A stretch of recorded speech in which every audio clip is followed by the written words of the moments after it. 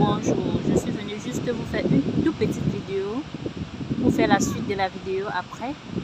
Donc, ici, vous voyez, il y a des gens en bas. Je vous explique. Ça, c'est la mer où les gens viennent poser ce qu'on appelle les petits bateaux pompiers là pour entrer en Europe. Donc, bonsoir les amours. Bonsoir, j'espère que vous allez bien. C'est lundi. Je reviens vers vous suite à la petite vidéo que j'ai faite en journée, Au fait, cette vidéo, comme je vous ai dit, c'était pour vous montrer le chemin où nos sœurs, nos frères, les migrants, comme on nous appelle souvent, les migrants prennent la route également pour aller du côté de l'Europe. Donc, beaucoup qui passent par là, beaucoup restent dans l'eau. On ne peut pas compter le nombre de migrants qui sont morts dans l'eau. La question qui se pose, où sont allés leurs âmes? Où sont partis leurs âmes? Très bien. Donc, et si je refais encore cette vidéo, c'est pour répondre à beaucoup d'entre vous qui m'ont écrit en inbox pour me demander l'état de ma santé morale, l'état de mon mental, si je vais bien sur les autres 2 vidéos que j'ai fait. Oui, je vais très bien. Et pour ceux qui m'ont dit que il faut donner ta vie à Jésus, justement parce que j'ai fait cette vidéo. Sur quelques versets que je vais faire, que je vais vous expliquer tout à l'heure, vous allez me prouver comment on fait pour donner sa vie en Jésus, parce que la Bible a démontré A plus B comme quoi l'être humain vient dans ce monde avec le sang et la chair, donc on n'a pas de vie. Si on donnait sa vie en Jésus, il n'y a pas l'enfer, ce que l'enfer n'existe pas. Si on donnait sa vie en Jésus, ce que l'enfer n'existe pas. Ce que nous tous, on va confesser Jésus, on va confesser nos péchés, on va aller au ciel, nous tous. C'est que pourquoi l'enfer existe? C'est que les démons n'existent même pas. Donc, qu'est-ce qui se passe alors? Avant de commencer, je vais vous dire que je ne suis pas maman pasto. Je ne suis pas maman pasto parce que c'est écrit. C'est écrit dans Timothée. On va lire ensemble dans Timothée parce que je ne vais pas vous expliquer un truc sans lit. On va aller dans Timothée ensemble. Je vais chercher Timothée. On va aller dans Timothée ensemble. C'est écrit dans Timothée 3, verset 4. Dans Timothée, dans 1 Timothée 3, dans 1 Timothée 3, verset 12. C'est écrit en grosse caractère.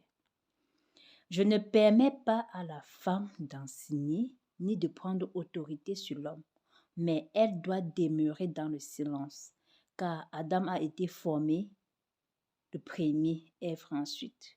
Donc la Bible dit, il ne permet, on sait qui écrit la Bible. Même si vous allez dire que la Bible a été écrite par les hommes, mais la Bible a été écrite par les hommes, oui, on ne refuse pas, mais inspirée par qui? Par Dieu. Donc, je ne vais pas détailler ce que c'est que la Bible et tout aujourd'hui. Bon, aujourd'hui, on est venu pour voir comment on fait pour entrer au ciel. Je vous explique comment on fait pour entrer au ciel, comment on fait pour être enfant de Dieu, comment on fait pour devenir enfant de Dieu.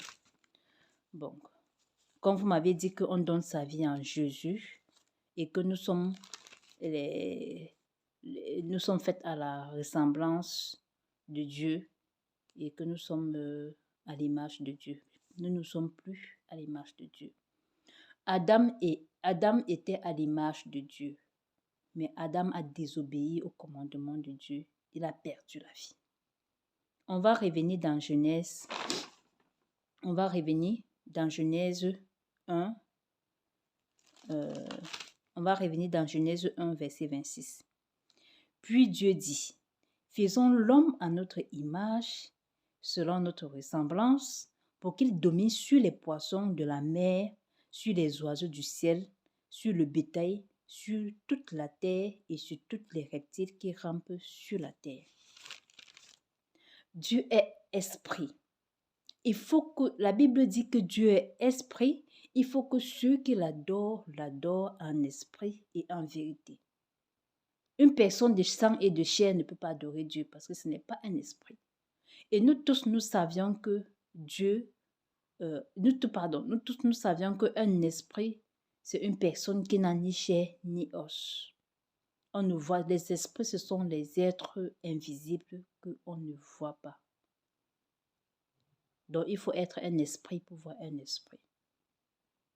Maintenant, comme Dieu avait déjà créé toute la terre et il a créé l'homme en dernier, et il y avait déjà toutes sortes d'animaux que nous avions dans ce monde, Dieu maintenant, pour avoir une personne pour commander les animaux,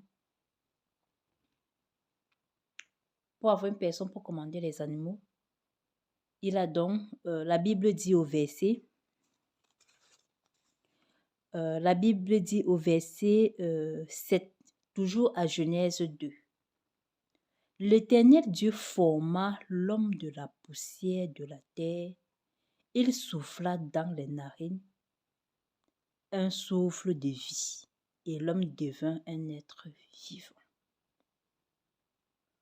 Donc, l'homme esprit ne pouvait pas parler aux animaux parce que les animaux ne le voyaient pas. Pour que l'homme puisse parler à des animaux, il fallait que les animaux le voient l'homme physiquement, parce que l'homme était esprit. Donc Dieu, et la Bible dit, tout au long de la Bible dit que Dieu parlait avec l'homme esprit à esprit. Parce que l'homme était fait à la ressemblance et à l'image de Dieu, esprit à esprit. Le commandement que Dieu a donné à l'homme était toujours dans Genèse 2 à 17. Mais tu ne mangeras pas de l'arbre de la connaissance du bien et du mal, car le jour où tu en mangeras, tu mourras. Nous tous, nous lisons la Bible et nous avions vu que dans la Bible, on continue à parler d'Adam. Et pourtant, il avait mangé l'arbre, le fruit interdit. Pourquoi il continuait à vivre et pourtant Dieu avait dit que le jour où tu mangeras, tu mourras. Le mot mort ici, ce n'est pas le mort physique, c'est le mort spirituel. Ce n'est pas le mort physique, mais c'est le mort spirituel. Donc, l'Esprit de Dieu s'est retiré en Adam. Comme il était à la ressemblance de Dieu, Dieu a retiré son esprit en Adam. Adam est devenu une vase vide, un être vide, séparé de Dieu. Et la même Bible dit, on va revenir, la même Bible dit toujours dans Genèse 5, verset 6 que, ça c'est le verset de ceux-là qui disent que nous sommes faits à l'image de Dieu et à la ressemblance de Dieu. Voici l'image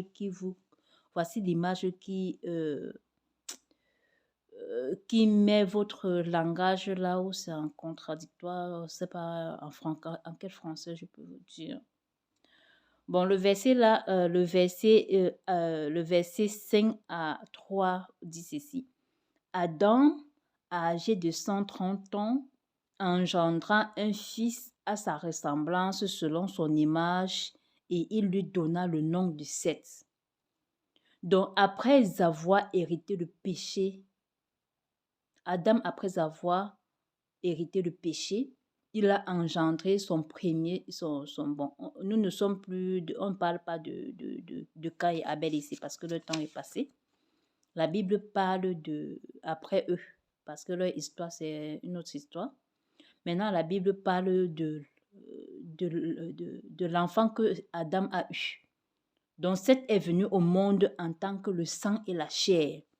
La Bible dit bien, Seth n'était pas à l'image de Dieu, ni à la ressemblance de Dieu. Il était à l'image de Adam, donc le sang et la chair. Et nous tous, nous venons dans ce monde en tant que le sang et la chair et non à la ressemblance de Dieu comme les autres le disent. Maintenant, on va revenir dans Romains, comment devenir enfant. Bon, on va rester dans le péché. Maintenant, on va revenir dans Romains pour démontrer cela. Pour démontrer que tout homme vient dans ce monde en tant que le sang et la chair. On va revenir dans Romains pour démontrer cela.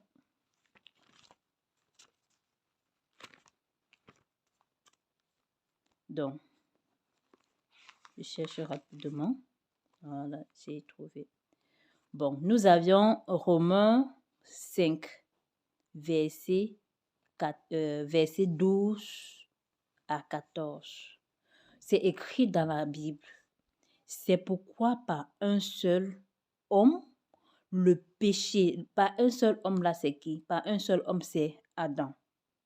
C'est pourquoi par un seul homme, le péché est entré dans le monde et par le péché, la mort. Et ainsi, la mort s'est étendue sur tous les hommes parce que tous ont péché. Et le verset 14 dit ceci.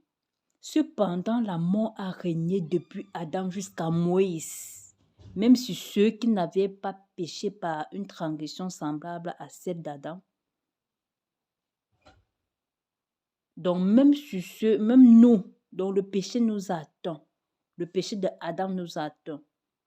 Ça veut dire que si tu viens dans ce monde en tant que le sang et la chair, tu n'es pas à l'image de Dieu et tu n'es pas à la ressemblance de Dieu. Bon, qu'est-ce que je disais? On va revenir à Hévétique, toujours dans le péché. Pour ceux-là qui disent qu'on donne sa vie en Jésus, on donne sa vie en Dieu. Avant Jésus, pardon, avant que Jésus ne vienne dans le monde, il y avait cette loi. Et même après Jésus, il y a eu cette loi. Lévitique 6, verset 17 dit ceci. Lorsqu'un homme péchera en faisant sans le savoir contre l'un des commandements de l'Éternel, des choses qui ne doivent point se faire, il se rendra coupable et sera chargé de sa faute. Ça, c'était dans l'Ancien Testament. Jésus n'était même pas encore là. Maintenant, on va arriver dans le Nouveau Testament après que Jésus soit parti déjà sur la terre. Et le même verset nous poursuit. C'est dans Jacques. Le même verset nous poursuit dans Jacques, un disciple de Jésus, qui dit. On va aller dans Jacques. Très bien. Nous sommes également dans Jacques 2, verset 10. Ça, c'était quand Jésus était déjà parti sur la terre. Nous avions vu également dans Lévitique 6, verset 17, ce verset. Et nous allons retrouver ce même verset dans Jacques 2, verset 10, qui dit ceci. Quiconque observe toute la loi, mais pêche contre un seul commandement, devient coupable de toutes. Vous trouvez le même verset, non? Est-ce que Jacques était avant Abraham? Jamais. Donc ça, c'est l'ancien. Vous voyez que le verset de l'Ancien Testament, la parole de l'Ancien Testament vient rattraper la parole du Nouveau Testament. Très bien. Nous y sommes. Je vous explique les deux versets. Ce qui veut dire que quiconque observe toute la loi mais pêche contre un seul commandement est coupable de toute la loi. C'est un peu comme mon fils et le fils du voisin. Mon fils, tous les jours, mon fils, c'est un homme posé, très calme, très douce. Il ne dérange pas. Mais le fils du voisin, c'est un vagabond. Vous comprenez un peu, c'est un vagabond. Maintenant, mon fils, c'est un homme qui observe, donc c'est un homme qui croit Dieu selon sa chair. Il observe les commandements de Dieu. Et maintenant, le voisin dit tout le temps que mais tu ne vois pas comment le fils de telle personne se comporte. Pourquoi tu ne fais pas comme tel enfant? Devant Dieu, les deux enfants sont pareils. Il n'y a pas de différence. Et cela peut arriver que mon fils commet un péché sans s'en rendre compte. Et cette péché-là le condamne. Parce que quand vous dites que si tu confesses Dieu, si tu confesses Dieu, si tu confesses tes péchés, tu es sauvé. Mais ce verset te condamne parce que quiconque observe toute la loi mais pêche contre un seul commandement, il sera coupable de tout. Il sera coupable de tout. Justement parce qu'il y a les péchés que tu fais sans le savoir. Tu vas confesser les péchés que tu fais sans le savoir. Quand vous marchez sur la route là-bas, toi femme, quand tu marches sur la route, tu peux compter le nombre d'hommes qui t'ont convoité ou bien qui t'ont envié. Devant Dieu, c'est un péché. Et devant Dieu, vous avez commis l'adultère ensemble. Et pareil chez l'homme. Maintenant, c'est écrit dans Hébreux 10, verset 27. Et voici le verset encore qui vient vous condamner ici. Et comme il est réservé aux hommes de mourir une seule fois, après quoi vient le jugement. Donc, quand tu passes toute ta vie à pécher, et après tu dis que non, tu vas confesser tes péchés pour aller au ciel, on fait ça comment? Et on a lu ensemble le verset qui parle du péché de Adam. Comment Adam a mangé le fruit, l'Esprit de Dieu s'est retiré de Adam.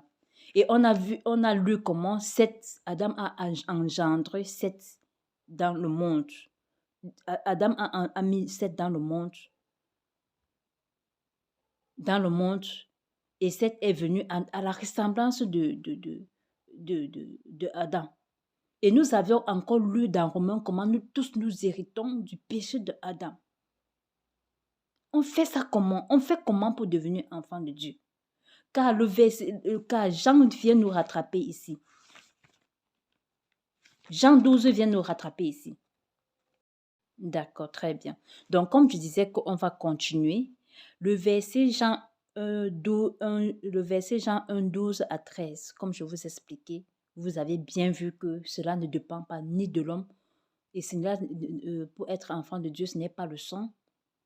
Ce n'est pas l'homme qui fait naître de nouveau à un autre homme. Donc, c'est la volonté de Dieu. Et Éphésiens 3, verset 9 vient nous confirmer ceci. Ce n'est point par les œuvres afin que personne ne se glorifie. Écoutez bien. Éphésiens 3, verset 9 dit ceci. La nouvelle naissance, ce n'est point par les œuvres afin que personne ne se glorifie. Ça veut dire ceci. Si aujourd'hui, si tu te déclares toi-même enfant de Dieu et que tu arrives au ciel, quand Dieu te parle, tu dis que c'est parce que je t'ai loué. Non, Dieu a tout prévu. On ne se lève pas un matin pour te confesser et tout et tout. Jamais. Maintenant, on revient. Très bien. Donc, comme pour ceux, il y a beaucoup de versets. Bon, on ne doit pas trop continuer. On va s'arrêter aujourd'hui à ce niveau. Comme Dieu pouvait aussi dire dans Jean 8, verset 32, vous connaîtrez la vérité et la vérité vous affranchira. Donc vous connaîtrez la vérité et la vérité vous rendra libre. Et dans 1 Jean 5 dit ceci, la crainte n'est pas dans l'amour, mais l'amour parfait bannit la crainte. Et la crainte suppose un châtiment, car celui qui craint n'est pas parfait dans l'amour. Mes sœurs, mes frères, pour celles-là qui m'ont contacté en inbox comme quoi, pour savoir si mon état d'esprit mental était bien, la Bible dit, Dieu dit dans sa parole que Dieu dit dans sa Bible, il peut tout dire la parole, oui, Dieu dit dans la Bible que ma parole est une folie pour les hommes. Ce qui veut dire que aujourd'hui, tu connais Dieu à ta manière. Moi aussi, je connaissais Dieu à ma manière. Mais aujourd'hui, je rends grâce à Dieu.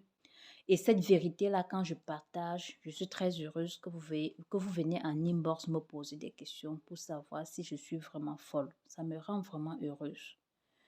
Donc, si aujourd'hui, toi qui te dis enfant de Dieu, si au fond de ton cœur, tu doutes un peu un seul instant, si tu trembles un peu un seul instant, pose-toi 1000 questions que est-ce que si je meurs aujourd'hui, je suis réellement prête pour le ciel? Est-ce que si je meurs aujourd'hui, je vais aller au ciel? Parce que tous les jours, nous enterrons des personnes. J'ai constaté beaucoup de choses qu'aujourd'hui, les gens vont sur les statuts des personnes qu'on a postées, ou telle personne est morte, telle personne est morte. Ce n'est pas quand la personne meurt qu'on dit paix à son âme. Paix à l'âme de la personne. La personne est, tu sais que l'esprit de la personne est où pour dire que paix à ton âme. Avant moi aussi, je disais, paix à ton âme, paix à ton âme. Nous tous, nous savions, bon, pour ceux qui ne savent pas, après la mort, il y a deux endroits, l'enfer et le paradis. Soit tu es pour l'enfer où le feu ne s'éteint point, soit tu es pour le paradis. Donc aujourd'hui, je n'ai pas terminé toujours pour la nouvelle naissance pour des personnes qui cherchent à creuser. Donc au moins pour cette petite partie, vous avez compris qu'on ne donne pas, cela ne dépend pas de nous. Vous avez compris qu'on ne donne pas sa vie en Dieu parce qu'on n'a pas de vie. On n'a pas de vie. On a quelle vie? On a le sang et la chair.